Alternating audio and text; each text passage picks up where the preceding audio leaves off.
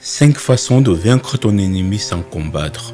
Sun Tzu, l'art de la guerre.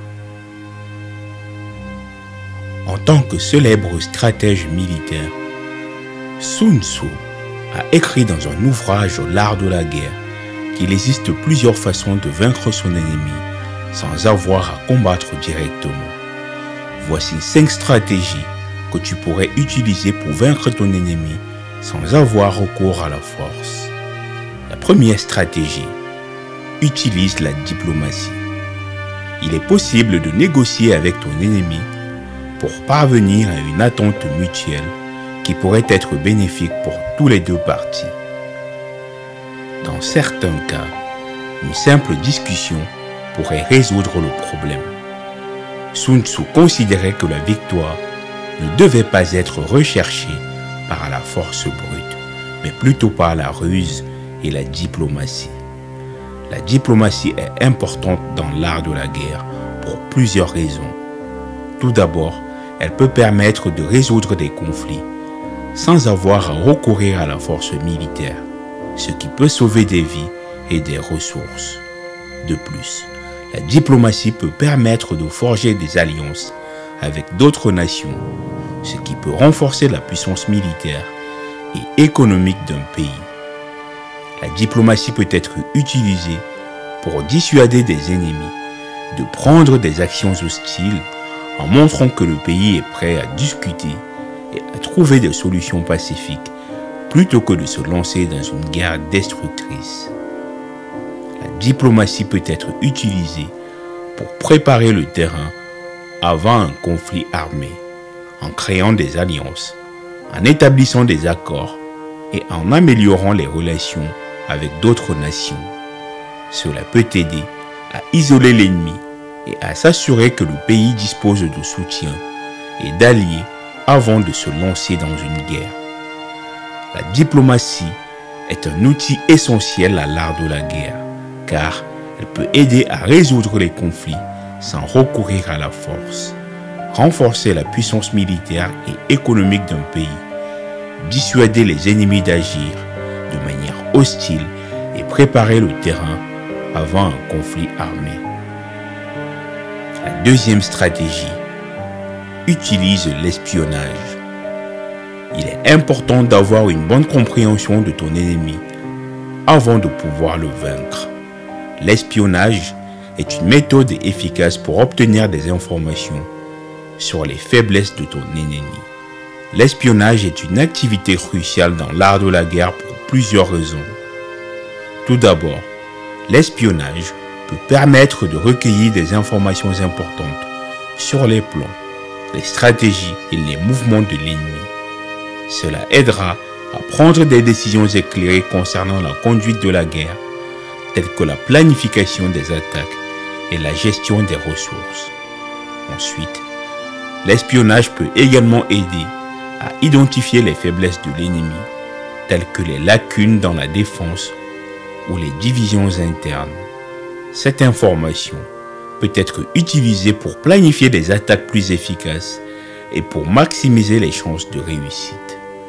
En outre, l'espionnage peut également être utilisé pour déstabiliser l'ennemi, en semant la confusion et la méfiance parmi ses rangs.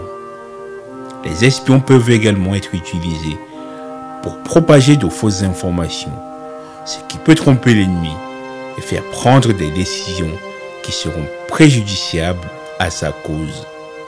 Enfin, l'espionnage peut aider à protéger les intérêts du pays en fournissant des informations sur les mouvements et les intentions des autres nations.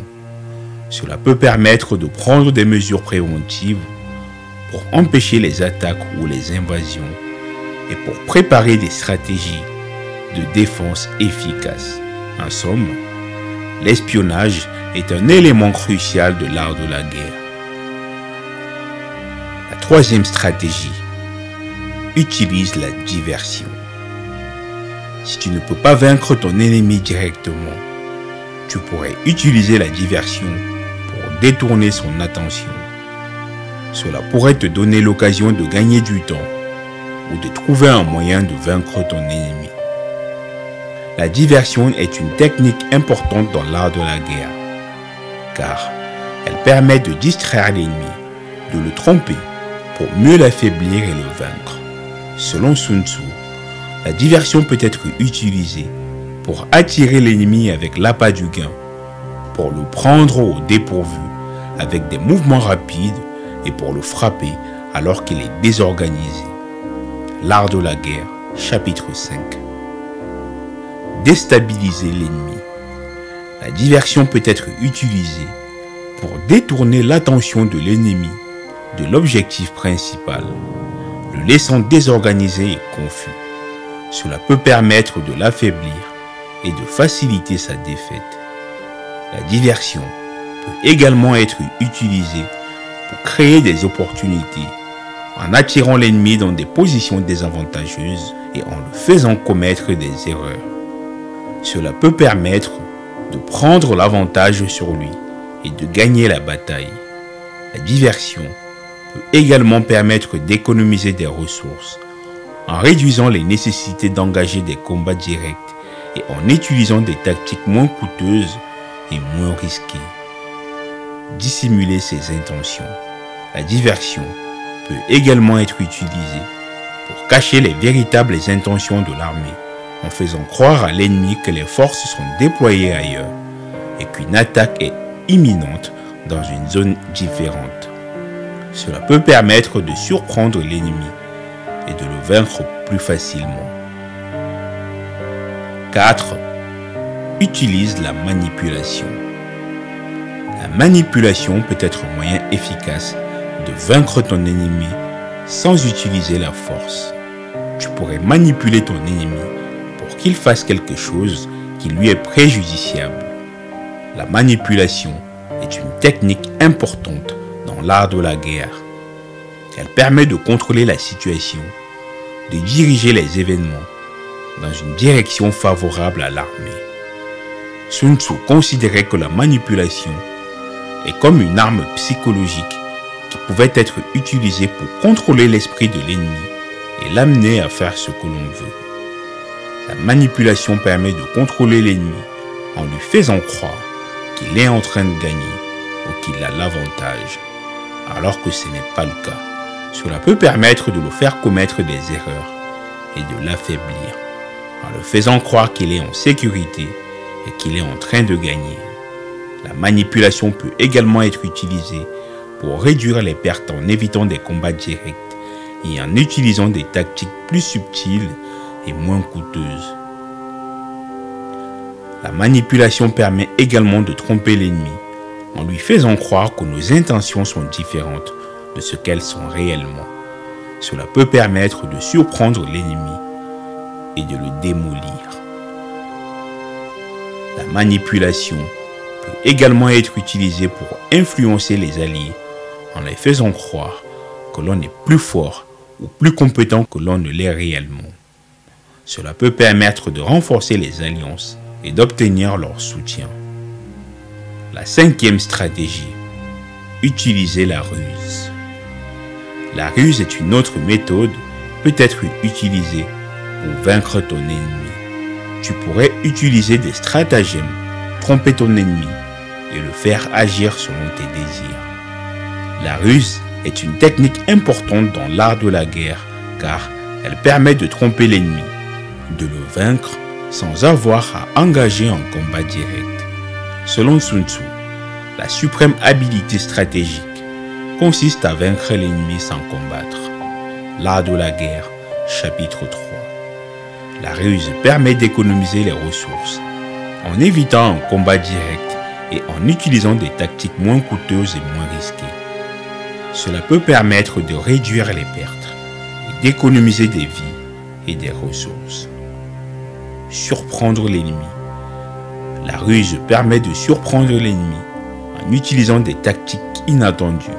Cela peut déstabiliser l'ennemi et faire commettre des erreurs, ce qui peut faciliter sa défaite. Tromper l'ennemi. La ruse permet de tromper l'ennemi en le faisant croire que l'on va agir d'une certaine manière, alors que l'on a l'intention d'agir différemment. Cela peut permettre de surprendre l'ennemi et de le vaincre plus facilement. Dissimuler ses intentions. La ruse peut également être utilisée pour cacher les véritables intentions de l'armée, en faisant croire à l'ennemi que l'on est faible ou que l'on va agir dans une certaine direction, alors que l'on a l'intention d'agir dans une direction différente. Cela peut permettre de surprendre l'ennemi et de le vaincre plus facilement. Merci d'avoir regardé jusqu'à la fin. Assurez-vous d'aimer et de me laisser un commentaire pour me dire ce que vous en pensez sur cette tactique pour vaincre son ennemi sans combattre. N'oubliez pas de vous abonner pour ne rien manquer de nos prochaines publications. À bientôt.